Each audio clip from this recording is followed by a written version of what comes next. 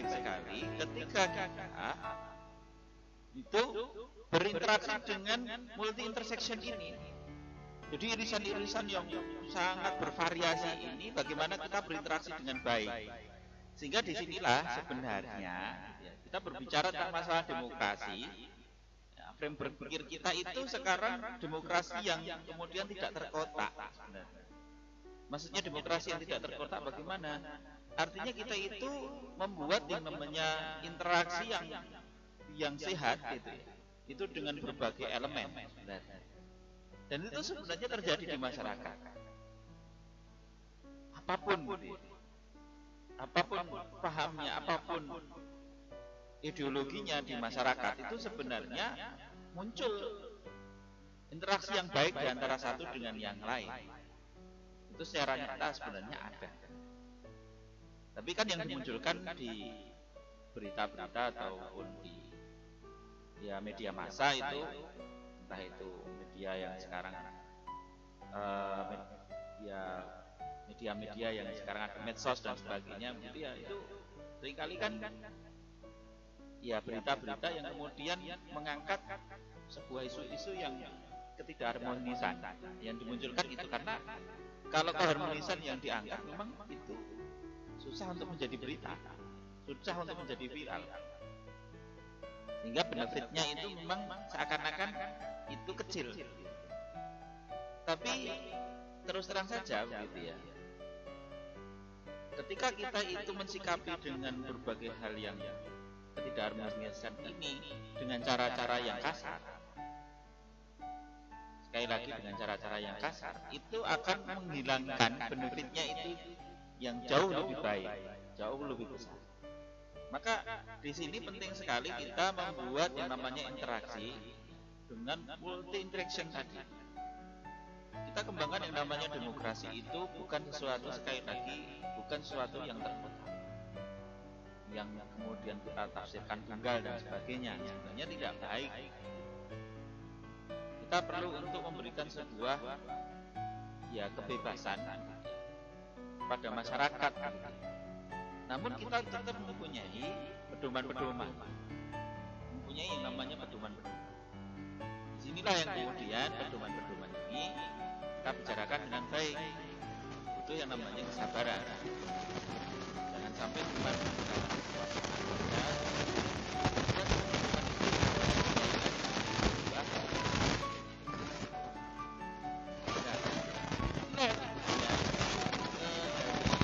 dari demokrasi ini, dari interaksi kita dengan berbagai irisan tadi, itu kemudian memunculkan nggak yang namanya welfare spreading, memunculkan nggak yang namanya sebuah kesejahteraan yang itu berkembang gitu ya, bisa berkembang kemana-mana gitu ya.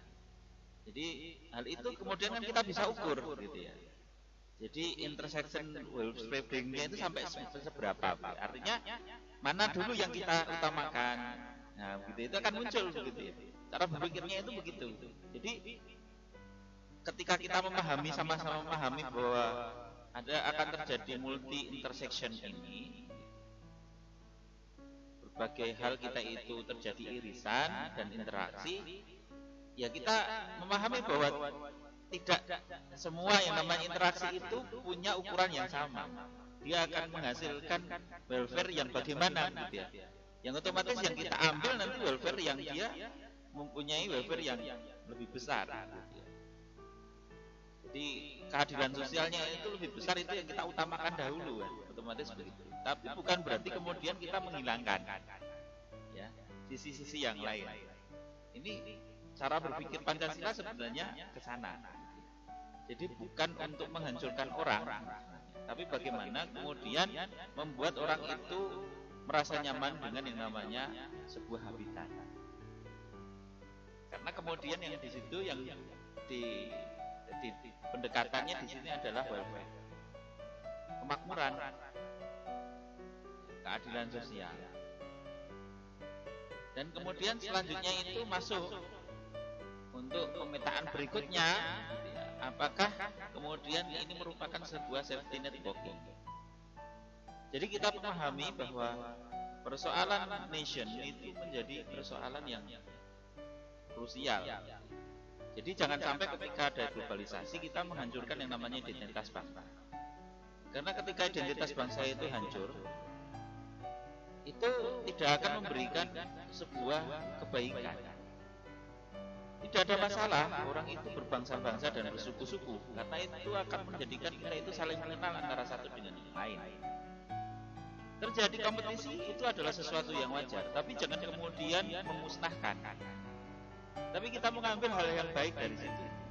Tetapi memang kita harus memahami juga bahwa akhirnya yang namanya kelompok, yang namanya nation itu pasti ada. Maka kita harus hormati itu pula. Jadi jangan sampai yang namanya kedaulatan negara itu hancur. Itu gara-gara sebuah globalisasi. Karena di sini, karena itu penting sekali yang namanya safety network. Jadi welfare yang kita sudah ambil tadi, gitu ya, dari multi intersection, gitu ya, tadi ya. Itu kemudian bagaimana ini kita membuat hal itu menjadi safety. Kita dudukkan dalam sebuah jaringan yang kemudian itu safety, bisa memberikan sebuah keamanan bagi semua. Yang itu sangat berbeda sekali ketika kita itu berpikir hanya pada sisi liberalisme atau komunisme, karena akan menghancurkan satu sisi dengan sisi yang lain. Kalau fanatik di situ. Tapi dengan safety networking ini kita sebenarnya akan jauh lebih enak, karena semuanya akan merasa nyaman, walaupun di sana juga ada hal-hal yang kemudian belum bisa dipenuhi. Tapi masing-masing akan mempunyai pemahaman bahwa inilah sesuatu yang kita kalau mau ya kita akan aman bersama. Kemudian disitulah setelah itu bagaimana kita itu munculkan yang namanya spiritual serenity atau ketenangan spiritual. Jadi bagaimana kita itu orang bisa beribadah dengan nyaman. Sekali lagi ketika itu ada keamanan, maka orang itu kemudian bisa beribadah dengan nyaman. Itu menjadi sebuah indikator itulah. Bagaimana orang itu kemudian mempunyai spiritual serenity atau ketenangan spiritual. Karena memang kita memahami juga ada orang-orang yang ateis. Cuman orang-orang yang ateis ini kan mereka kan entitas warga negara, yang itu otomatis bukan berada di negara Indonesia, tapi kan ini otomatis kan warga negara asing. Cuma ketika warga negara asing itu berada di Indonesia, menjadi penduduk di Indonesia, maka kan kita tetap harus menghormati. Cuman bagaimana kemudian cara penghormatan kita yang elegan, yang kemudian mereka itu juga bukan dengan model ya merusak ketenangan itu dengan menyebarkan paham ateisme mereka, kan begitu. Kembali lagi safety networking-nya itu kan menjadi kita harus punya yang namanya sebuah indikator yang jelas. Sebelumnya itu kan harus jelas, sehingga akan memunculkan yang namanya spiritual serenity ini. Nah begitu ini spiritual serenity ini tercapai, maka kita akan bisa melangkah kepada kemanusiaan yang adil dan beradab. Kita akan mendapatkan mutual benefit, keuntungan bersama, dan dengan begitu kita akan bisa kembangkan keuntungan bersama ini.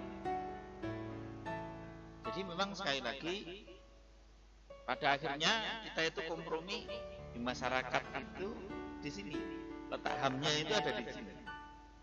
Orang itu kemudian mendapatkan mutual benefit bersama-sama, sehingga tidak ada lagi yang namanya orang yang saling menuntut dari sisi hak asasinya.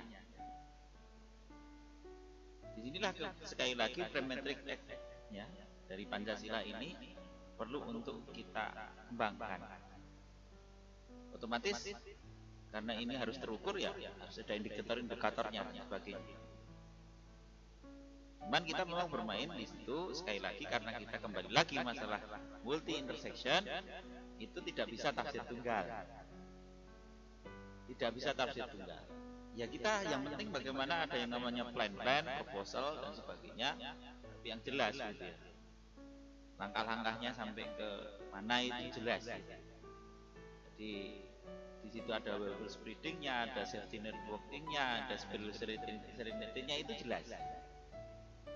Kalau kita dalam mengukur apapun gitu ya, setiap dari yang namanya proposal atau ya plan rencana, maka di sini nanti kita akan mendapatkan berbagai hal yang itu gambaran bagaimana yang namanya Pancasila itu diaktualisasikan di tengah era globalisasi, yang mana sekali lagi Pancasila itu akan memberikan sebuah solusi sebenarnya dari persoalan-persoalan di era globalisasi sekarang. Mungkin itu saja yang dapat saya sampaikan. Kurang lebihnya mohon